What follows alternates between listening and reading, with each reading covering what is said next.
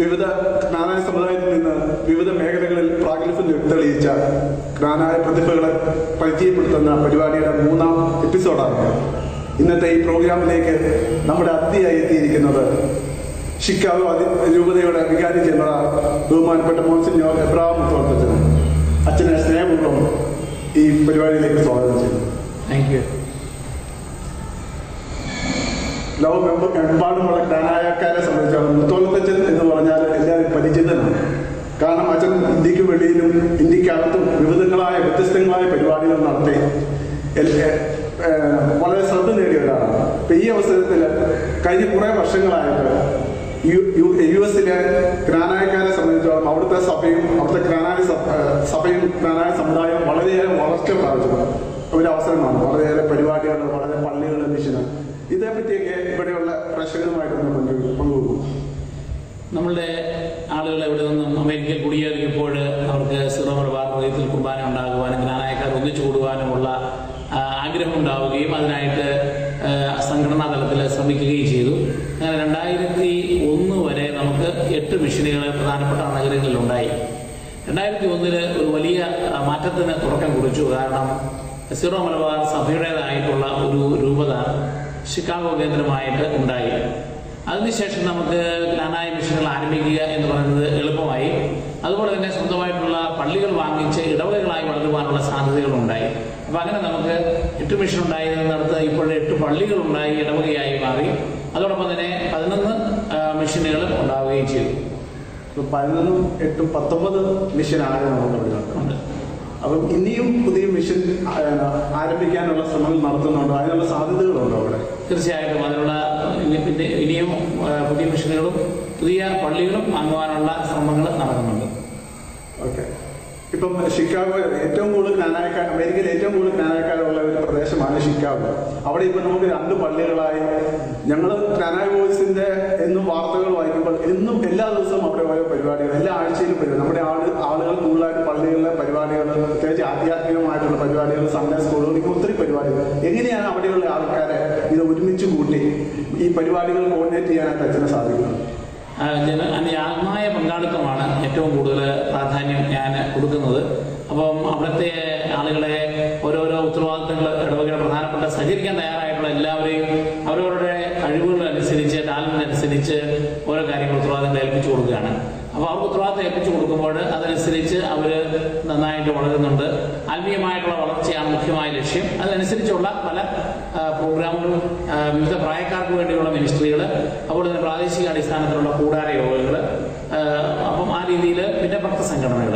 അപ്പൊ അവയുടെ ആഭിമുഖ്യത്തിലാണ് ആത്മീയമായിട്ടുള്ള വലിയ. എനിക്ക് തോന്നുന്നത് അമേരിക്കയിൽ ആത്മീയത കുറവാണ് എന്നാണ് ഇവിടെ പ്രത്യേകിച്ച് ഇന്ത്യയിലുള്ള ആൾക്കാരും മറ്റുള്ളവരൊക്കെ ധരിച്ചു വെച്ചിരിക്കുന്നത്. പക്ഷെ അവിടുത്തെ പ്രോഗ്രാമുകൾ കാണുമ്പോൾ പ്രത്യേകിച്ച് ആത്മീയ പരിപാടികൾ, പിന്നെ മതബോധനം, അതുപോലെ നിത്യാരാധന ചാപ്പൽ വരെ അവിടെ ഉണ്ടെന്നാണ്. അപ്പൊ ഇങ്ങനെയുള്ള കാര്യങ്ങൾ വളരെ ആൾക്കാർ വളരെ ആകൃഷ്ടരായ ഒത്തിരി പേര് വരുന്നതായിട്ട് കാണും. അപ്പം ആൾക്കാർക്ക് ഇത്രമാത്രം ആത്മീയമായിട്ട് വളരാൻ അവരെ പ്രേരിപ്പിക്കുന്ന അവിടുത്തെ ഘടകങ്ങളുണ്ട്. അവിടെ ആധ്യാത്മികത അമേരിക്കയിൽ കുറവാണ് എന്ന് പറയുന്നത് ഒരു പരിധി വരെ ശരിയാണ്. കാരണം യൂറോപ്പിലും അമേരിക്കയിലും ഭൗതികമായിട്ടുള്ള വളർച്ച ഉണ്ടായപ്പോൾ, പ്രത്യേകിച്ച് വ്യക്തി സ്വാതന്ത്ര്യത്തിന് പ്രാധാന്യം കൊടുത്തപ്പോൾ, കുട്ടികൾക്ക് ഇഷ്ടമുണ്ടെങ്കിൽ പള്ളിയിൽ പോയാൽ മതി, മതബോധന ക്ലാസ്സിൽ പോയാൽ മതി എന്നൊരു ട്രെൻഡാണ്. നമ്മൾ നേരെ മറിച്ച് ഒരു വ്യത്യസ്തമായ ഒരു ട്രെൻഡിലാണ് നമ്മുടെ കമ്മ്യൂണിറ്റിയിലും അതുപോലെ തന്നെ മലയാളികളുടെയും സഭയുടെയും കമ്മ്യൂണിറ്റിയിൽ പോകുന്നത്. നമ്മുടേതായ സംസ്കാരം അനുസരിച്ച് നമ്മുടെ ആളുകൾ എല്ലാവരും ഞായറാഴ്ച പള്ളി വരുവാനായിട്ടും നമ്മൾ എൻകറേജ് ചെയ്യുന്നു. നമ്മുടെ കുട്ടികളെ നമ്മുടേതായ സംസ്കാരത്തിൽ നമ്മുടേതായ ആധ്യാത്മികത വളർത്താൻ ശ്രമിക്കുന്നുണ്ട്. അപ്പൊ അതിനോട് ആളുകൾ നന്നായിട്ട് റെസ്പോണ്ട് ചെയ്യുന്നുണ്ട്. അത് അവരുടെ ഒരു സ്പിരിച്വൽ നീഡായിട്ട് വരുന്നുണ്ട്.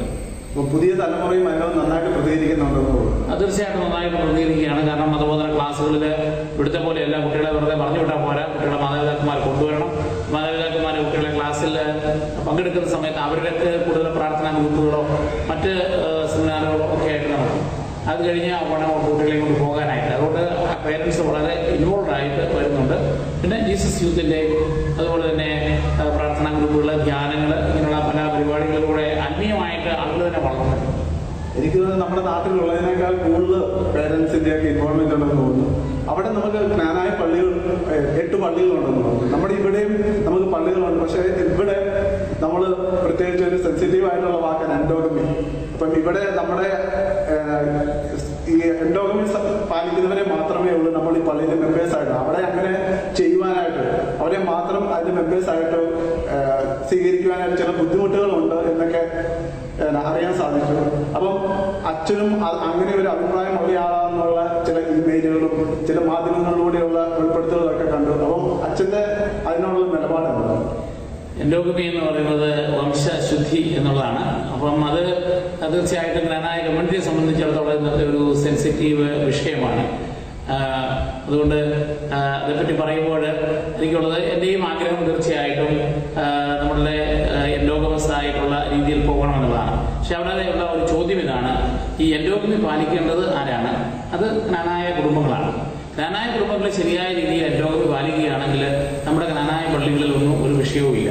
എന്നാൽ എൻഡോഗമസ് ആയിട്ടുള്ള പള്ളികൾ നമുക്ക് ഉണ്ടാകണം എന്നുള്ളതാണ് നമ്മളുടെ എല്ലാവരുടെയും ആഗ്രഹം. പക്ഷെ പള്ളിക്ക് എൻഡോഗമി പാലിക്കാൻ പറ്റുക, കാരണം പള്ളിയല്ല വിവാഹം കഴിക്കുന്നതും മക്കളെ വിവാഹം കഴിപ്പിക്കുന്നതും അത് കുടുംബങ്ങളിലൂടെ വളരേണ്ടതായ ഒരു കാര്യമാണ്. അപ്പൊ അങ്ങനെ വളർന്നു വരുമ്പോൾ ഇനി സമുദായം മാറി ഏതെങ്കിലും കാരണവശാലും മക്കൾ വിവാഹം കഴിക്കുകയാണെങ്കിൽ അവരോട് നേരത്തെ തന്നെ പറഞ്ഞു കൊടുക്കണം, മക്കളെ നിങ്ങൾ സമുദായത്തിൽ നിന്ന് തന്നെ കല്യാണം കഴിക്കണം. അഥവാ നിങ്ങൾ കഴിക്കുന്നില്ലെങ്കിൽ ദൈവത്തെ ഓർത്ത് ഈ ഇടവകയെ ശല്യപ്പെടുത്തരുത്, ഇവിടുത്തെ വികാരിച്ചിനോട് നിങ്ങൾ കൂടുതൽ ഡിമാൻഡുകൾ വെക്കരുത്. നിങ്ങൾ കല്യാണം ഉറപ്പിച്ചു കഴിയുമ്പോൾ തന്നെ അടുത്തുള്ള സീറോ മലബാർ പള്ളിയിൽ സ്വമനസ്സാൽ നിങ്ങൾ ഇടവകയിലേക്ക് ചേരണം. അതാണ് നമ്മൾ കേരളത്തിൽ അനുവർത്തിച്ച് പോന്നിരുന്ന നയം. പക്ഷെ അതിന് പകരം ചില ആളുകൾ എന്ത് ചെയ്യുന്നത് വെച്ചാൽ പിള്ളേരെ എന്തായാലും സമുദായത്തിൽ നിന്ന് കിട്ടുകയില്ല എന്ന് വരിക പോലും ഇത് ഞങ്ങളുടെ പിള്ളേരോട് കൂടി ഇവിടെ ആക്റ്റീവായിട്ട് ഇടവകയിൽ പ്രവർത്തിച്ചിരുന്നതാണ്, ഞങ്ങളുടെ പിള്ളേരുടെ വരുമാനം ഈ പള്ളിക്ക് വേണ്ടി ഉപയോഗിച്ചിരുന്നതാണ്. അതുകൊണ്ട് അവരെ ഇവിടെ തന്നെ ഇടവകയിൽ ചേർക്കണം, അവരുടെ ഒത്തുകല്യാണം ഇവിടെ നടത്തണം, അവരുടെ കല്യാണം ഇവിടെ വിളിച്ചു ചെല്ലണം, അവരുടെ കല്യാണം ഈ പള്ളിയിൽ തന്നെ നടത്തണം, എന്നിട്ട് അവരെ ഇവിടുന്ന് പിരിച്ചുവിടാൻ ഒക്കത്തില്ല എന്ന് അവർ കട്ടായം പിടിച്ചു കഴിഞ്ഞാൽ ഞങ്ങൾ അച്ഛന്മാർ വിഷമിക്കും. കാരണം സഭാപരമായ നിയമങ്ങളും അതുപോലെ തന്നെ സിവിൽ നിയമങ്ങളും അനുസരിച്ച് അവരുടെ അവകാശമായിട്ട് അവർ അതിനെ കണക്കാക്കുകയും അത് പള്ളിയിലെ പ്രശ്നം ഉണ്ടാക്കുകയും ചെയ്യും. അതുകൊണ്ട് ഇത് അച്ഛന്മാരെ പരമാവധി പ്രൊമോട്ട് ചെയ്യാൻ തയ്യാറാണ്. പക്ഷെ അതിനോട് എല്ലാ ജനങ്ങളും സഹകരിക്കണം. അതായത് കുറെ ആളുകൾ, നല്ല ഭൂരിപക്ഷം ആൾക്കാരും സമുദായത്തിൽ തന്നെ വിവാഹം കഴിപ്പിക്കുന്നുണ്ട്. അല്ലെങ്കിൽ സമുദായത്തിൽ നിന്ന് വിവാഹം മാറി കഴിച്ചാൽ ചില ആളുകൾ വിട്ട് മറ്റു പള്ളികളിലേക്ക് ശല്യപ്പെടുത്താതെ പോകുന്നുണ്ട്. എന്നാൽ ചെറുപ്പം ചിലത് അതല്ല, ഇവിടെ ഞങ്ങൾ അപ്പോഴത്തേക്ക് പെട്ടെന്ന് ഇവരുടെ പോളിസി അങ്ങ് മാറുകയാണ്. അതുവരെ എൻഡോഗമിക്ക് വേണ്ടിയിട്ട് ശക്തമായിട്ട് വാദിച്ചവർ തന്നെ അച്ഛന്മാർക്ക് ഹാർട്ട് ടൈം കൊടുക്കുന്ന ഒരു പ്രവണത വളർന്നു വരുന്നുണ്ട്. അല്ലെങ്കിൽ ഇത് ജ്ഞാനായക്കാരുടെ പള്ളിയാണ്, ജ്ഞാനായക്കാർക്ക് മാത്രമാണ് അതിനകത്ത് ഔദ്യോഗികമായിട്ടുള്ള അംഗത്വം. ആ ഒരു കാര്യത്തിലൊന്നും യാതൊരു സംശയമോ ഒരു ബുദ്ധിമുട്ടോ നമുക്കും ഇല്ല. ഇതിനോട് സഭ എതിരുമല്ല. എനിക്ക് തോന്നുന്നത് വൈദികരും അൽമാരും ഒരുമിച്ച് പ്രവർത്തിച്ചാൽ ഇതിനൊരു പരിഹാരം ഉണ്ടാക്കാൻ പറ്റും, ഇത് നന്നായിട്ട് കൊണ്ടുപോകാൻ പറ്റുമെന്നാണ് എനിക്ക് തോന്നുന്നത്. അങ്ങനെ ഒരു അൽമായ പങ്കാളിത്തം അവിടെ നിന്ന് US നിന്ന് ലഭിക്കുന്നില്ല. നമ്മൾ നേരത്തെ സൂചിപ്പിച്ച പോലെ ഭൂരിപക്ഷം പേരും ആ രീതിയിലാണ് പോകുന്നത്. എങ്കിലും ചുരുക്കം ചില ആളുകൾ അതല്ല, ദീപക്കാലം മാറേണ്ട സമയമായി, ഞങ്ങളുടെ മക്കളും ആ രീതിയിൽ ചിന്തിക്കുന്നുണ്ട് എന്നൊക്കെ പറയുന്ന ഒരു സാഹചര്യത്തിലേക്ക് കടന്നു വന്നാൽ ഞങ്ങൾ അച്ഛന്മാർ വിഷമിച്ചു പോകും. കാരണം അപ്പോൾ സഭാ പോളിസിയും അതുപോലെ തന്നെ ഗവൺമെന്റ് പോളിസിയും ഒക്കെ അവർക്ക് അനുകൂലമായിട്ട് വരും. അപ്പൊ അത് വരാതിരിക്കണമെങ്കിൽ നമ്മുടെ മാതാപിതാക്കന്മാർ പള്ളിയിലും സംഘടനയിലും ഒക്കെ സമുദായത്തിൽ വിവാഹം കഴിക്കാൻ പ്രോത്സാഹിപ്പിക്കുക. രണ്ട്, എന്തെങ്കിലും കാരണവശാൽ സമുദായന്മാർ വിവാഹം കഴിക്കുകയാണെന്ന് ഒരിക്കൽ അവർ ഡിമാൻഡ് ചെയ്താലേ ഉള്ളൂ അവർക്ക് കൊടുക്കണം എന്ന് സഭ പറയുള്ളൂ, അല്ലെ ഗവൺമെന്റ് പറയുള്ളൂ. അത് പറയുന്ന ഒരു സാഹചര്യം ഒഴിവാക്കുവാനായിട്ട് ശ്രദ്ധിക്കുക. നമുക്ക് ഇവിടെയാണെങ്കിലും ഒരു കാര്യം ശ്രദ്ധിക്കേണ്ടത്, ഇവിടെ എന്ന് പറയുമ്പോൾ കേരളത്തിലെ കോട്ടയം രൂപതയിൽ അതിരൂപതയിൽ ഈ നമ്മുടെ പള്ളികളിൽ മെമ്പർഷിപ്പ് നാണയക്കാർക്കാണെങ്കിലും നാണയക്കാരല്ലാത്തവരോ ഇവർ സമുദായന്മാർ വിവാഹം കഴിച്ചോ നമ്മുടെ പള്ളി വരുന്നുണ്ട്, നമ്മുടെ സർവീസ് ഉപയോഗപ്പെടുത്തുന്നുണ്ട്. അതുപോലെ തന്നെ നമ്മുടെ അവിടെയും മറ്റുള്ളവർക്ക് വരുവാനായിട്ടുള്ള അവസരങ്ങൾ നമ്മൾ ഉണ്ടാകണം. കത്തോലിക്ക ദേവാലയമാണ്. പിന്നെ ഔദ്യോഗിക അത് സമയത്ത് അവർ നമ്മളെ നിയന്ത്രിക്കുന്ന ഒരു സാഹചര്യം ഒഴിവാക്കുവാനായിട്ട് നമ്മൾ ശ്രമിക്കേണ്ടതായിരുന്നു. നമ്മുടെ ഈ ഇങ്ങനെയുള്ള കാര്യങ്ങൾ, എൻഡോഗമിയുടെ കാര്യത്തിൽ സംഘടന, നമ്മുടെ സമുദായ സംഘടന KCCന്റെയും അതുപോലെ മറ്റ് സംഘടനകൾക്ക് എനിക്ക് തോന്നുന്നു നിർണായകമായ ഒരു പങ്ക് വഹിക്കാൻ പറ്റും. അവർക്ക് ബോധവൽക്കരണത്തിനും മറ്റു കാര്യങ്ങൾക്കും അവരുടെ സഹകരണം എങ്ങനെയാണ്? തീർച്ചയായിട്ടും നമ്മുടെ സാമുദായിക സംഘടനകളാണ് വാസ്തവത്തിൽ ജ്ഞാനായ മിഷനുകൾ ആരംഭിക്കുവാനായിട്ട് നമുക്ക് സഹായം ചെയ്തു തന്നത്, സാനുകൂല സാഹചര്യങ്ങൾ ഉണ്ടാക്കി തന്നത്. അതുപോലെ തന്നെ സമുദായന്മാർ വിവാഹം കഴിക്കുന്നവരുമായിട്ടുള്ള പ്രതിബന്ധങ്ങൾ ഉണ്ടായ കാലഘട്ടത്തിൽ നമ്മളുടെ സംഘടനയാണ് നമുക്ക് അതിനുള്ള കരുത്ത് തന്നത്. കാരണം സംഘടനയ്ക്ക് കോൺസ്റ്റിറ്റ്യൂഷണലായിട്ട് പ്യൂർലി എൻഡോഗമസ് ആയിട്ടുള്ള മെമ്പർഷിപ്പ് റെസ്ട്രിക്ട് ചെയ്യാനായിട്ടുള്ള നിയമപരമായ സപ്പോർട്ടുണ്ട്. അപ്പൊ അതുകൊണ്ട് എന്റെ കാഴ്ചപ്പാട് ഞാൻ പലപ്പോഴും പറഞ്ഞിട്ടുള്ളതും ഇതാണ്, നമ്മുടെ പള്ളിയിലെ ആരാധനാക്രമം ഉള്ളപ്പോൾ നമ്മുടെ ആളുകളെ മുഴുവൻ നമ്മുടെ പള്ളിയിൽ കൊണ്ടുവരാൻ പറ്റും. കാരണം എല്ലാ ഞായറാഴ്ചയും തന്നെ നമ്മുടെ ആളുകളെല്ലാം പള്ളി വരും. അതാണ് നമ്മുടെ ആളുകളുടെ പ്രത്യേകത. അപ്പൊ ആ പള്ളി വന്നു കഴിയുമ്പോൾ നമ്മുടെ അസോസിയേഷന്റെ ഒരു പൊതുയോഗമുണ്ട്, അല്ലെങ്കിൽ അസോസിയേഷന്റെ പോഷക സംഘടനകളായ വിമൻസ് ഫോറത്തിന്റെ, JCOILന്റെ, അല്ലെങ്കിൽ യുവജന വേദിയുടെ, അല്ലെങ്കിൽ ക്രിസ് ക്ലബിന്റെ ഒരു പ്രോഗ്രാം ഉണ്ടെന്ന് പറഞ്ഞാൽ എൻഡോഗമസ് ആയിട്ട് മാത്രമുള്ള ആളുകളെ പള്ളിയിൽ തന്നെ ഒന്നിച്ചു കൂടുവാനുള്ള അവസരമുണ്ട്. അത് മറ്റാരും അതിനകത്ത് കയറി വരികയില്ല. അതുപോലെ തന്നെ ഇവിടെയും അതുപോലെ തന്നെ ചെയ്യുന്നതാണല്ലോ. അപ്പൊ അതുപോലെ നമുക്ക് ചെയ്യുമ്പോൾ ആരാണ് ജ്ഞാനായക്കാരെന്നുള്ളത് നമുക്ക് കൃത്യമായിട്ട് എസ്റ്റാബ്ലിഷ് ചെയ്യുവാനായിട്ട് സംഘടനകളിലൂടെ നമുക്ക് സാധിക്കും. അതുകൊണ്ട് സംഘടനയും പള്ളിയും തമ്മിൽ വാസ്തവത്തിലൊരു പ്രതിബന്ധമല്ല ഉണ്ടാകേണ്ടത്, മറിച്ച് അവർ രണ്ട് കോംപ്ലിമെന്റ് ചെയ്ത് പള്ളിയോടനുബന്ധിച്ച് തന്നെ വേണം സംഘടന പ്രവർത്തിക്കാനായിട്ടുള്ള. സംഘടന വേറെ ഒരു കമ്മ്യൂണിറ്റി സെന്റർ ഉണ്ടാക്കി അവിടെ ജ്ഞാനായക്കാർ മാത്രം, ഇവിടെ പള്ളി വരുമ്പോഴത്തേക്കും ഇവിടെ ജ്ഞാനായക്കാർക്ക് തന്നെ കൂടാനുള്ള വേദി അപ്പോൾ നഷ്ടപ്പെടുക. അപ്പോൾ വാസ്തവത്തിൽ പള്ളി കേന്ദ്രീകൃതമായിട്ടാണ് ജ്ഞാനായ സമുദായം ഉണ്ടായത്. അതുപോലെ തന്നെ പള്ളി കേന്ദ്രീകൃതമായിട്ട് നാട്ടിൽ പ്രവർത്തിക്കുന്നുണ്ട്. അതിനോടനുബന്ധിച്ചാണ് നമ്മുടെ സാമുദായിക സംഘടനകൾ പ്രവർത്തിക്കുന്നത്. അതുകൊണ്ട് തന്നെ അവിടെയും പള്ളിയോടനുബന്ധിച്ച് സാമുദായിക സംഘടനകൾ പ്രവർത്തിക്കുന്നതാണ് ഭാവിയിൽ എൻഡോഗമസ് ആയിട്ട് നമുക്കിത് നിലനിർത്താനായിട്ടും അത് എസ്റ്റാബ്ലിഷ് ചെയ്യാനായിട്ടും നല്ലതെന്നുള്ള കാഴ്ചപ്പാടാണ് എനിക്കുള്ളത്.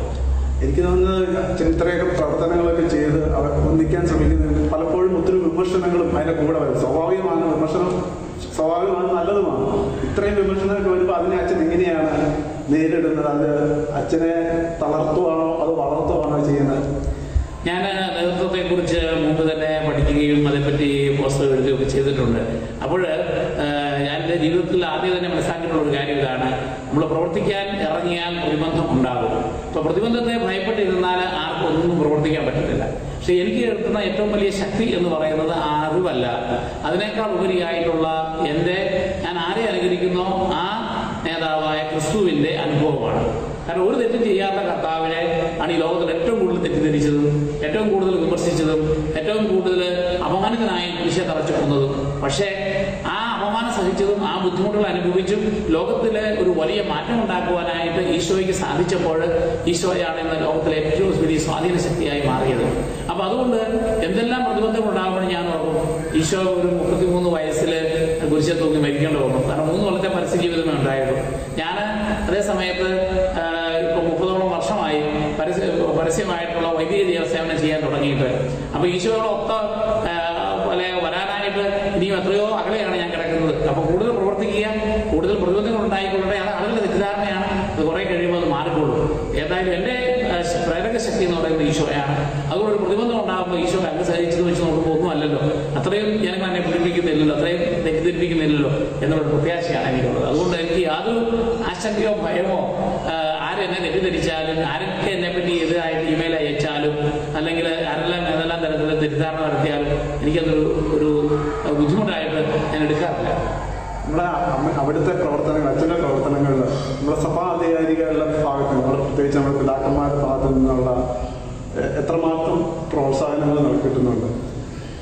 എന്റെ ഏറ്റവും വലിയ ദൈവം കഴിഞ്ഞാൽ ഏറ്റവും വലിയൊരു പ്രേരക ശക്തി എന്ന് പറയുന്നത് നമ്മുടെ അഭിമന്യ പിതാക്കന്മാരാണ്. അത് ഞാൻ ഇവിടെ കേരളത്തിലായിരുന്നപ്പോൾ സോഷ്യൽ സർവീസിൽ പുതിയ സമീപനം കൊണ്ടുവന്നപ്പോഴും നമ്മുടെ കുന്നിശ്ശേരി പിതാവും അതുപോലെ തന്നെ അന്ന് വികാരി എന്നാളായിരുന്ന മോൺസിഞ്ഞോർ ജേക്കബ് കൊല്ലാറുള്ള അച്ഛനും എന്നെ മനസ്സിലാക്കുമായിരുന്നു. അവർ വളരെ ശക്തമായ സപ്പോർട്ട് തന്നു. അതുപോലെ തന്നെയാണ് ഈ പ്രതിബന്ധങ്ങളെല്ലാം എന്നാ തെറ്റിദ്ധാരണകൾ ഉണ്ടായാലും എനിക്ക് മുളക്കാട്ട് പിതാവിന്റെ ഭാഗത്തു നിന്ന്, അതുപോലെ തന്നെ അവിടെയുള്ള ബിഷപ്പ് എന്നുള്ള നിലയ്ക്ക് ജേക്കബ് പങ്കാളിയാത്ത പിതാവ്, അതുപോലെ തന്നെ സഹായകനായ കൊണ്ടാരശ്ശേരി പിതാവ്, ഇവരെല്ലാം എന്റെ ഉദ്ദേശശുദ്ധിയെ മനസ്സിലാക്കുന്നവരാണ്. അവർ നമ്മളുടെ സമുദായത്തിന്റെ താല്പര്യത്തിന് വിരുദ്ധമായിട്ടോ സഭാപരമായ പ്രവർത്തനങ്ങൾക്ക് വിരുദ്ധമായിട്ടോ ഞാൻ പോകുന്നില്ല എന്നുള്ളൊരു ബോധ്യം അവർക്കുണ്ട്. ആ വിശ്വാസത്തിൽ അവരെല്ലാവരിലുള്ള പ്രോത്സാഹനം എനിക്ക് തരുന്നുണ്ട്. അതുപോലെ തന്നെ നമ്മുടെ അച്ഛന്മാരും അതോടൊപ്പം തന്നെ എന്നോടൊത്ത് സഹകരിക്കുന്നുണ്ട്. അപ്പൊ അതുകൊണ്ട് ആ ഒരു കാര്യത്തിലാണ് എന്നെ ഏറ്റവും കൂടുതൽ പിടിച്ചു നിൽക്കുന്നത്. കാരണം മുകളിലേക്കുള്ള ലിങ്ക് നഷ്ടപ്പെട്ടാലെല്ലാം പോയി. ദൈവവുമായിട്ടുള്ള ലിങ്കും സഭാധികാരികളുമായിട്ടുള്ള ലിങ്ക് അത് ഏറ്റവും അധികം വിശ്വസ്തയോടുകൂടി സഭയ്ക്കും സമുദായത്തിനും കേടുവരാത്ത രീതിയിൽ, അല്ലെങ്കിൽ വിശ്വാസത്തിനും പാരമ്പര്യങ്ങൾക്കും തടസ്സം തട്ടാത്ത രീതിയിൽ കൊണ്ടുപോകുന്നുണ്ട്. പിന്നെ അത് എതിരായിട്ട് ആളുകൾ തെറ്റിദ്ധരിക്കുന്നുണ്ടെങ്കിൽ കുറെ കഴിയുമ്പോൾ അവർക്ക് സ്വയം മനസ്സിലായി വന്നുകൊടുക്കും. എനിക്ക് തന്നെ ഈ പറഞ്ഞു വന്നപ്പോൾ അച്ഛൻ കുറെ വർഷക്കാലം 6 വർഷത്തോളം KSSന്റെ സെക്രട്ടറി ആയിട്ട്, ചൈനയുടെ ഡയറക്ടറായിട്ട് പ്രവർത്തിച്ചിട്ടുണ്ട്. KSSന് ഒരു പുതിയ പ്രവർത്തന ശൈലി തന്നെ കൊണ്ടുവന്നത് അച്ഛനാണ്. KSSന്റെ ഗ്രൂപ്പ്, വിവിധങ്ങളായ ഗ്രൂപ്പുകൾ ചൈതന്യയുടെ മുഖം മാറ്റി, അതുപോലെ ചൈതന്യ കാർഷിക മേള, അങ്ങനെ വ്യത്യസ്തമായ പരിപാടികൾ നിർവഹിച്ച് KSS എങ്ങനെയാണ് ഈ സാമൂഹ്യ പ്രവർത്തനങ്ങളിലേക്ക് എടുത്തു ചാടാനായിട്ട് അച്ഛനെ പ്രേരിപ്പിച്ചത്? കാര്യം. വാസ്തവത്തിൽ സാമൂഹിക പ്രവർത്തനങ്ങൾക്ക് ഞാൻ എടുത്ത് ചാടിയതല്ല, മറിച്ച് എന്നെ എടുത്തിട്ടതാണ്. അതാണ് ശരി. കാരണം ഞാൻ കോട്ടയം അമേരിക്കയിൽ നിന്ന് കമ്മ്യൂണിക്കേഷൻസ് പഠിച്ച് TV പ്രൊഡക്ഷനിൽ മാസ്റ്റേഴ്സ് എടുത്താണ് ഇവിടെ വന്നത്. അപ്പോൾ കമ്മ്യൂണിക്കേഷൻ പറ്റിയായാലും അതുപോലെ തന്നെ KCYL ചാർജ് ആയിരുന്നു. അങ്ങനെ വരുമ്പോഴാണ് പെട്ടെന്ന് ഇവിടെ ഒരു വേക്കൻസി സോഷ്യൽ സർവീസ് ഡയറക്ടറായിട്ട് അല്ലെങ്കിൽ KSSന്റെ സെക്രട്ടറി ആയിട്ട് ഒരു അച്ഛന് അത്യാവശ്യമായിട്ട് വന്നപ്പോൾ ശരി പിതാവ് എന്നോട് പെട്ടെന്ന് ചാർജ് എടുക്കാൻ പറഞ്ഞു. ഞാൻ അത് വളരെ ബുദ്ധിമുട്ട് പറഞ്ഞു, കാരണം ഞാൻ പഠിക്കാത്തൊരു ഫീൽഡാണ്. പിതാവ് പറഞ്ഞു ഞാൻ എല്ലാ സപ്പോർട്ടും തരാം, അച്ഛന് അത് ചെയ്യാം എന്ന് നിർബന്ധം പറഞ്ഞപ്പോൾ ഞാൻ അത് ചെയ്യാൻ തുടങ്ങി. അപ്പോൾ എനിക്കൊരു കാര്യമുണ്ട്, ഒരു കാര്യം ചെയ്യുകയാണെങ്കിൽ അതേപ്പറ്റി ഞാൻ സ്റ്റഡി ചെയ്യും. അപ്പോൾ അതുകൊണ്ട് വിവിധ ഏജൻസികൾ നടത്തിയ സെമിനാറുകളിൽ പങ്കെടുത്ത് ഒരു തുറന്ന മനസ്സോടുകൂടി ചാരിറ്റി ബേസ്ഡ് ആയിട്ടുള്ള സാമൂഹിക പ്രവർത്തനമല്ല ശരിയായ ലോങ് ടൈം ഗോളോടുകൂടിയുള്ള പ്രവർത്തനം, നേരെ മറിച്ച് ജനങ്ങളിൽ ഒരു സംഘടനാ ശക്തി ഉണ്ടാക്കി അവരിലൂടെ ലോങ് ടൈം ഗോൾ ഉണ്ടാകത്തക്ക വിധത്തിലുള്ള വളർച്ച ഉണ്ടാകണം. അതിനുള്ള സ്വയാശ്രയ സംഘങ്ങൾ, അതുപോലെ തന്നെ വികലാംഗരോ ബുദ്ധിമാന്യമുള്ളവരൊക്കെ ആണെങ്കിലും അവരെ അവരുടെ കഴിവുകേടിനേക്കാൾ കഴിവിന് പ്രാധാന്യം കൊടുക്കണമെന്നുള്ളതായ ആശയം ഉൾക്കൊള്ളുവാനുള്ള ഒരു മനസ്സെനിക്കുണ്ടായി. അതിനനുസരിച്ച് ഞാൻ ഈ പുതിയ പ്രവർത്തനങ്ങളുണ്ടായി. അത് തോറും ഞാനത് എൻജോയ് ചെയ്യാൻ തുടങ്ങി. ആളുകളുടെ വേദനകൾ എന്റെ വേദനകളായി മാറുവാൻ തുടങ്ങി, അവരുടെ വളർച്ച എന്റെ സന്തോഷമായി മാറുവാൻ തുടങ്ങി. അങ്ങനെ സാമൂഹിക പ്രവർത്തനത്തിൽ ഞാൻ അറിയാതെ തന്നെ എന്റെ തന്നെ ഒരു മാറ്റം ഉണ്ടാകാറുണ്ട്. ഞാനും ഓക്കെയാണ്. എന്റെ ചെറുപ്പത്തില് യൂത്ത് KCYLോട്ടൊക്കെ വന്ന ഇടയ്ക്ക് KCYLുകാരെ തന്നെ KSSന്റെ പരിപാടിയിൽ പങ്കെടുപ്പിക്കാനും ഞാൻ തന്നെ പല ക്ലാസ്സുകളും അച്ഛന്റെ ക്ലാസ്സുകളൊക്കെ കേട്ട് എന്താണ് ശരിയായ സാമൂഹിക പ്രവർത്തനമൊക്കെ മനസ്സിലാക്കാൻ സാധിക്കും. അപ്പൊ തീർച്ചയായിട്ടും ഒത്തിരി പേർക്ക്, മുതിർന്നവരും പ്രായമായവരും ചെറുപ്പക്കാരും പിള്ളേർക്കും ഒത്തിരി പേർക്ക് അത് സാധിച്ചിട്ടുണ്ട്. അപ്പം ഈ അവസരത്തിൽ KSSകാരെ ഉപയോഗപ്പെടുത്തിക്കൊണ്ട് അച്ഛൻ പ്രത്യേകിച്ച് ശതാബ്ദിയുടെ അവസരത്തിൽ ഒരു പുതിയ സംരംഭം തുടങ്ങുന്നതായിട്ട് ചേർപ്പങ്ങൾ സമ്മേറ്റിവ് സെന്റർ. എനിക്ക് തോന്നുന്നത് എന്റെ അറിവനുസരിച്ച് റിയൽ എസ്റ്റേറ്റുകാർ പറയുന്ന അനുസരിച്ച് 7-8 കോടി രൂപ വിലയുള്ള പിതൃസ്വത്ത് ഇതിനു വേണ്ടി അച്ഛൻ നൽകി. അതുപോലെ പണികാനായിട്ട് 1 കോടി പരം രൂപ അച്ഛൻ നൽകി. എന്താണ് അച്ഛൻ ഇങ്ങനെ ഒരു പ്രവർത്തനത്തിൽ പ്രേരിപ്പിച്ചത്? അതുപോലെ ഈ സെന്ററിന്റെ ഉദ്ദേശ ലക്ഷ്യങ്ങൾ എന്താണ്? ഞാൻ സാമൂഹിക പ്രവർത്തനത്തിൽ വന്നപ്പോൾ ഞാൻ അവിടെയും എൻ്റെ മോഡലായിട്ട് സ്വീകരിച്ച ഈശോയെ. ഈശോ പറയുന്ന ഒരു കാര്യമുണ്ട്, നമ്മളുടെ ജീവിത ലക്ഷ്യം എന്ന് പറയുന്നത് മറ്റുള്ളവരുടെ വിമോചനമാകണം. അതുപോലെ തന്നെ ഈ ലോകത്തിൽ നമുക്ക് സമ്പത്ത് സമ്പാദിക്കുക എന്നതിനേക്കാൾ ഉപരിയായി ദൈവം നൽകിയിട്ടുള്ള സമ്പത്ത്, ദൈവം നൽകിയിട്ടുള്ള സമയം, ദൈവം തന്നിട്ടുള്ള കഴിവുകൾ, ദൈവം തന്നിട്ടുള്ള ആരോഗ്യം, അത് മറ്റുള്ളവരുടെ സഹജീവികളുടെ വികസനത്തിന് വേണ്ടിയിട്ട് പ്രയോജനപ്പെടുത്തണമെന്നുള്ള ഒരു ബോധ്യം എന്റെ വ്യക്തിപരമായ ജീവിതത്തിൽ ഈ സോഷ്യൽ സർവീസ് പ്രവർത്തനങ്ങളിലൂടെ എനിക്കുണ്ടായി.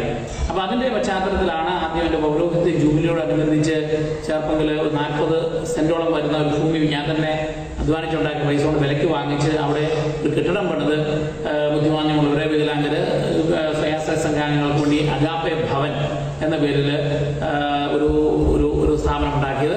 അപ്പൊ അത് ഭംഗിയായിട്ട് പ്രവർത്തിച്ചു. പ്രത്യേകിച്ച് ബഹുമാനപ്പെട്ട മൈക്കിൾ വെട്ടിക്കാട്ടച്ഛന്റെയും സ്റ്റാഫിന്റെയും ഒക്കെ നേതൃത്വത്തിൽ നല്ല സ്വയം പര്യാപ്തമായ രീതിയിലുള്ള ഒരു പദ്ധതിയായിട്ട് അത് മാറി. അപ്പൊ അതാണ് വീണ്ടും എന്തെങ്കിലും ചെയ്യണമെന്നുള്ള പ്രചോദനം. അത് തന്നെ 75 ലക്ഷം രൂപയോളം എനിക്ക് മുടക്കുണ്ടായി. ഞാൻ ഓർത്തു ഇതോടുകൂടി ഞാൻ തകർന്നു പോയി സാമ്പത്തികമായിട്ട്. പക്ഷെ തകർച്ചയല്ല, വീണ്ടും ദൈവം എനിക്ക് ആരോഗ്യം തന്നു, അവസരം തന്നു. അതുകൊണ്ട് ജോലി ചെയ്യാനും ഞാൻ വികാരി എന്നുള്ള നിലയ്ക്ക് ജോലി ചെയ്യുക മാത്രമല്ല, അതോടൊപ്പം തന്നെ ആശുപത്രിയിൽ ഫുൾ ടൈം ഒരു ഹോസ്പിറ്റൽ ചാപ്ലിനായിട്ട് ജോലി ചെയ്യുന്നു. അപ്പൊ അങ്ങനെ കിട്ടുന്ന പൈസയെല്ലാം എങ്ങനെയും എന്റെ ജീവിത ചെലവുകൾ ചുരുക്കിക്കൊണ്ട് മാക്സിമം ഇങ്ങനെയുള്ള ആളുകളുടെ നന്മയ്ക്ക് വേണ്ടി ഉപയോഗപ്പെടുത്തണം എന്നുള്ള ആശയം വന്നു. അപ്പൊ അങ്ങനെ ഇരിക്കുമ്പോഴാണ് ഞങ്ങളുടെ ഫാമിലിയുടെ ഒരു പ്രോപ്പർട്ടിയോട് ചേർന്ന് ഹൈവേ ചേർപ്പുകൾ വന്നത്. അപ്പൊ അതുകൊണ്ട് അതിനോട് ചേർന്ന് പിന്നെ ഒരു ചെറിയ 1.5 സെന്റ് സ്ഥലം കൂടെ വാങ്ങിച്ചാൽ അപ്രോച്ച് റോഡായി. അപ്പൊ അതുകൂടെ വിലക്ക് വാങ്ങിച്ച് അത് കോട്ടയം സോഷ്യൽ സർവീസ് സൊസൈറ്റിക്ക് വേണ്ടിയിട്ട് കഴിഞ്ഞ വർഷം ഏൽപ്പിച്ചു. അവിടെയാണ് ഇപ്പോഴത്തെ ഈ സമരട്ട സെന്റർ പണിയുന്നത്. അപ്പൊ അതിന് ആശയം ഇതാണ്, നല്ല സമ്പ്രദായന്റെ മോഡൽ ഉപയോഗപ്പെടുത്തിക്കൊണ്ട് ജാതിയോ മതമോ ഒന്നും നോക്കാതെ സാമ്പത്തികമായി പിന്നോക്കം നിൽക്കുന്നവര്, പ്രതിസന്ധികളിൽ ചെന്നുപെട്ടവര്, അല്ലെങ്കിൽ ഏതെങ്കിലും നിർഭാഗ്യവശാല് ശാരീരികമായ വൈകല്യമുള്ളവര്, മാനസികമായ വൈകല്യമുള്ളവർ, സാമ്പത്തികമായ പ്രതിബന്ധിയുള്ളവർ, അല്ലെങ്കിൽ കുടുംബ ബന്ധങ്ങളിൽ പ്രശ്നങ്ങളുള്ളവർ, അവർക്കൊക്കെ കൗൺസിലിംഗ് നടത്താൻ, അവർക്ക് ലീഡർഷിപ്പ് ട്രെയിനിങ് കൊടുക്കാൻ, ഇതിലുള്ള സാമൂഹിക പ്രവർത്തനങ്ങളിൽ പരിശീലനം കൊടുക്കാൻ, അങ്ങനെ അതുപോലെ തന്നെ മോഡലായിട്ടുള്ള ഫണ്ട് റേസിംഗ് പരിപാടികളെ കുറിച്ചുള്ള ഡെമോൺസ്ട്രേഷൻ യൂണിറ്റുകൾ നടത്തുവാൻ, വിവിധ ഏജൻസികളുടെ സഹകരണത്തോടു കൂടിയുള്ള മറ്റ് പലതരത്തിലുള്ള വികസന പ്രവർത്തനങ്ങളുടെ പരിശീലന കേന്ദ്രം.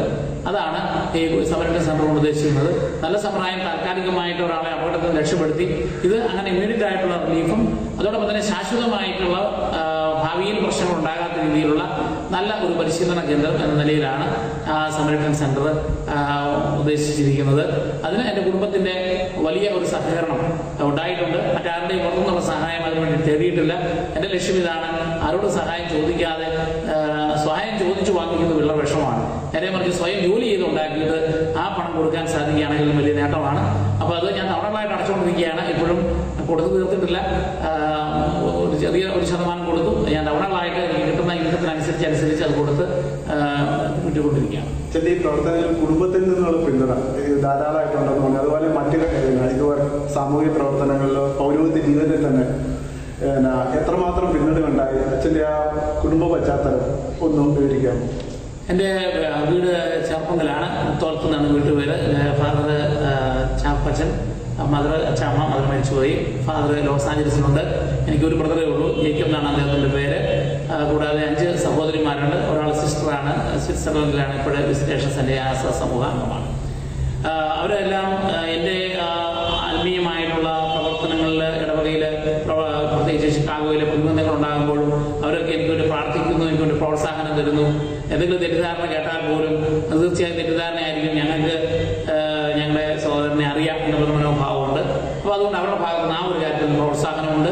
അതുപോലെ തന്നെ ഞങ്ങളുടെ കുടുംബത്തിലെ പകുതി സ്വത്ത് എൻ്റെ പേരിൽ ആദ്യം വെച്ചിരുന്നു. അപ്പോൾ ഞാൻ പറഞ്ഞു എനിക്കിത് മാത്രം തന്നാൽ മതി, പക്ഷേ ഇത് വിലപ്പെട്ടതാണ്, അത് ഇങ്ങനെയുള്ള സാമൂഹിക പ്രവർത്തനത്തിന് വേണ്ടിയാണ്, അവിടെ എനിക്ക് വേറെ ഒന്നും വേണ്ട. കർത്താവ് തന്നെ പറഞ്ഞ് എനിക്ക് മനുഷ്യപുത്രം തലചായ്ക്കാൻ ഇടമില്ല എന്ന് പറഞ്ഞതുപോലെ എനിക്കും ആ ഇടം വേണ്ട, പക്ഷേ ഇത് ഈ പ്രവർത്തനത്തിന് വേണ്ടി കൊടുക്കണമെന്ന് പറഞ്ഞപ്പോൾ എൻ്റെ ആ ഒരു നല്ല മനസ്സിനെ എൻ്റെ പിതാവ് അപ്രീഷിയേറ്റ് ചെയ്തു. എൻ്റെ സഹോദരൻ അതിനോട് സഹകരിച്ചു. അതുകൊണ്ട് ഈ സ്ഥലം എൻ്റെ പേരിലേക്ക് എഴുതി തന്നു. അതാണ് ഞാൻ സോഷ്യൽ സൊസൈറ്റിക്ക് കൊടുത്തത്. അപ്പോൾ അതുകൊണ്ട് എൻ്റെ ഫാമിലിയുടെ സപ്പോർട്ട് നന്നായിട്ട് കിട്ടുന്നു. അവിടെ തന്നെ ചിക്കാഗോയിൽ ഞാൻ ചെന്ന് പ്രവർത്തിച്ചപ്പോൾ ആദ്യം പള്ളികൾ ഉണ്ടാക്കുന്ന കാര്യം പറയുമ്പോൾ ഇത് പൂർണ്ണമായിട്ടും എൻഡോഗമസ് അല്ലെങ്കിൽ പിന്നെ എന്തിനാ ഇപ്പിന്റെ പള്ളി ഉണ്ടാക്കുന്നത് എന്നുള്ള എതിർപ്പുണ്ടായി. ആ അവസരത്തിൽ ഏറ്റവും അധികം ശക്തമായ ഒരു പ്രോത്സാഹനം തന്നത് മുലക്കാട്ട് പിതാവാണ്. അച്ഛൻ ധൈര്യമായിട്ട് നമുക്ക് ജ്ഞാനായ പള്ളികൾ ഉണ്ടാക്കണം. ആ പള്ളികൾ ഉണ്ടായി കഴിയുമ്പോൾ ബാക്കി കാര്യങ്ങൾ നമുക്ക് എസ്റ്റാബ്ലിഷ് ചെയ്തെടുക്കാൻ സാധിക്കും. അതായിരുന്നു നല്ല അപ്രോച്ച്. അതുകൊണ്ട് മുലക്കാട്ട് പിതാവിന്റെ ഭാഗത്ത് നല്ല പിന്തുണയുണ്ടായി. അതോടൊപ്പം തന്നെ നല്ല വിശ്വാസ സമൂഹം ആത്മീയമായിട്ടൊക്കെ വളർന്ന ധാരാളം ആളുകൾ ചിക്കാഗോയിലുണ്ട്. അപ്പോൾ അവരെല്ലാം നല്ല സപ്പോർട്ട് തന്നു. അച്ഛൻ ധൈര്യമായിട്ട് പ്രവർത്തിച്ചു. ഞങ്ങളെല്ലാം അച്ഛന് വേണ്ടി പ്രാർത്ഥിക്കുന്നുണ്ട്. ദിവസവും എനിക്ക് വേണ്ടി ഇപ്പോഴും കരണപ്പൊന്ത ചെല്ലുന്നവർ പ്രാർത്ഥിക്കുന്നവർ ചിക്കാഗോയിലെ എൻ്റെ ഇടവക സമൂഹമുണ്ട്. കർത്താവ് പറഞ്ഞ പോലെ നിങ്ങൾ മാതാപിതാക്കളെയോ സഹോദരങ്ങളെയോ മറ്റു കുടുംബാംഗങ്ങളെയോ കുടുംബസ്വത്തോ ഉപേക്ഷിച്ചു പോയാലും അതിന് 100 ഇരട്ടി ഈ ലോകത്തിലും വരാനിരിക്കുന്ന ലോകത്തിലും ഉണ്ടാകുമെന്ന് പറഞ്ഞതുപോലെ എൻ്റെ കുടുംബാംഗങ്ങളെ പോലെ തന്നെ അല്ലെങ്കിൽ അതിനേക്കാൾ ഉപരി എന്നെ സ്നേഹിക്കുന്ന സഹോദരങ്ങളുണ്ട്, അമ്മമാരുണ്ട്, പിതാക്കന്മാരുണ്ട്. അവരുടെ ഒരു വലിയ പിന്തുണയാണ് ഇത്ര കരുത്തോടുകൂടി എല്ലാ സ്ഥലങ്ങളിലും പള്ളികളെ വളർത്തിയെടുക്കുവാനായിട്ട് വലിയ ഒരു മാറ്റത്തിന് ഒരു പ്രചോദനമായിട്ടും പിന്തുണയായിട്ടും പിൻബലമായിട്ടും എനിക്ക് നിൽക്കുന്നത്. തീർച്ചയായിട്ടും അച്ഛന്റെ പ്രാർത്ഥനയും ഇനി തുടർന്നും ഉണ്ടാവും. അതുപോലെ അച്ഛന്റെ ഈ പ്രവർത്തനങ്ങൾ തീർച്ചയായിട്ടും കുടുംബജീവിതക്കാർക്കും ഇന്നുള്ള തലമുറയ്ക്ക് മാതൃകയാണെന്നാണ് എനിക്ക് തോന്നുന്നത്.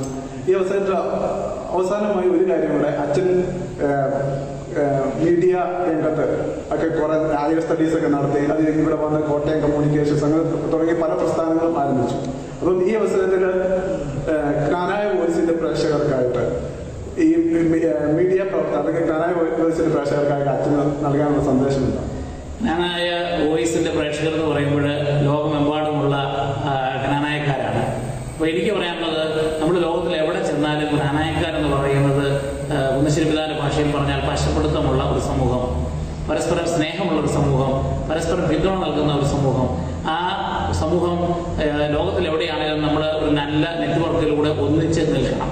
നമ്മൾ എല്ലാവരും നമ്മുടെ സമുദായത്തിന്റെ പാരമ്പര്യങ്ങളും ആ പാരമ്പര്യങ്ങളിൽ ഏറ്റവും പ്രധാനപ്പെട്ടതായിട്ടുള്ള നമ്മുടെ കത്തോലിക്ക വിശ്വാസവും അതോടൊപ്പം തന്നെ ആ വിശ്വാസം നിലനിർത്തുവാനായിട്ട് നൽകിയിട്ടുള്ള സീറോ മലബാർ ആരാധനാക്രമവും ഭംഗിയായിട്ട് കൊണ്ടുപോകണം.